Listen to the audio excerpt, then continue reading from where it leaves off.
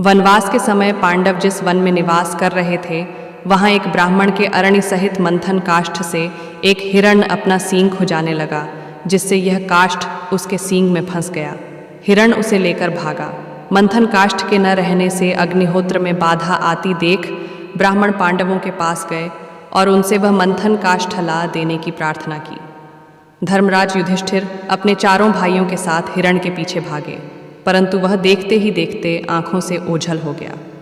बहुत थक गए थे, प्यास उन्हें अलग सता रही थी। धर्मराज की आज्ञा पाकर नकुल पानी की तलाश में गए। थोड़ी ही दूरी पर उन्हें एक सुंदर जलाशय मिला।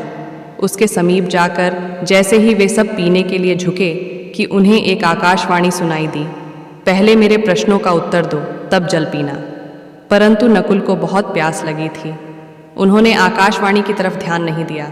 फलतः पानी पीते ही वे निर्जीव होकर जमीन पर लेट गए। बाद में धर्मराज ने क्रमशः सहदेव, अर्जुन व भीमसेन को भेजा, परंतु उन तीनों की भी वही दशा हुई। अंत में धर्मराज स्वयं वहां पहुंचे। अपने चारों भाइयों की दशा देख वे अत्यंत व्याकुल हो उठे। उन्होंने भी वही आवाज सुनी। तभी उन्हें एक विशालकाय यक्ष दिखाई पड़ा। उसने युधिष्ठिर से कहा, मेरे प्रश्नों का उत्तर दिए बिना जल पीने के कारण तुम्हारे भाइयों की ऐसी दशा हुई है। यदि तुम भी ऐसी अनाधिकार चेष्टा करोगे तो मारे जाओगे।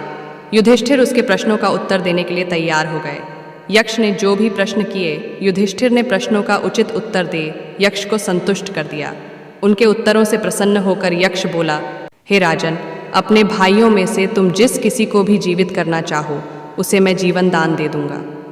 धर्मराज बोले, हे यक्षराज, आप नकुल को जीवित कर दें।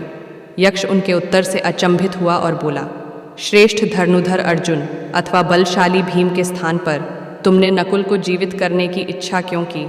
धर्मराज ने बताया, मेरे पिताजी की 2 भार्याएं थीं, कुंती व माद्री। मेरी दृष्टि में वे दोनों समान हैं। मैं चाहता हूँ कि वे दोनों ही पुत्रवती बनी रहें। कुंती का पुत्र मैं स्वयं जीवित हूँ। मैं चाहता हूँ कि माद्री का भी एक पुत्र बना रहे। अतः मैंने अर्जुन व भीम के स्थान पर नकुल को जीवित करने की प्रार्थना की है। युधिष्ठिर की बुद्धिमत्ता व धर्ममत्ता की परीक्षा के लिए स्वयं धर्म ने यह लीला की थी। उनकी इस अद्भुत क्षमता को देखकर वे बहुत प्रसन्न हुए और उन्होंने अपना परिचय देकर चारों भाइयों को जीवित कर दिया। धर्म ने उन्हें कहा, मैं ही मृग बनकर उस ब्राह्मण के मंथन काष्ठ को ले आया था। लो, यह मंथन काष्ठ। युधिष्ठिर ने वह मंथन काष्ठ उस ब्राह्मण को लाकर दे दिया।